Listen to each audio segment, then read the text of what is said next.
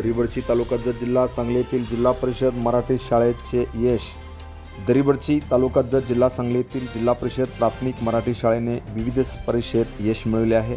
Doctor Patangrao Kadam गुणवत्ता चाचणी परीक्षेत दिव्या टेंगले चौथी हिने दरिबडची केंद्रात प्रथम व जिल्हा परिषदेमार्फत घेण्यात आलेल्या ऑनलाईन टॅब परीक्षेत तालुक्यात प्रथम क्रमांक मिळवलेला आहे।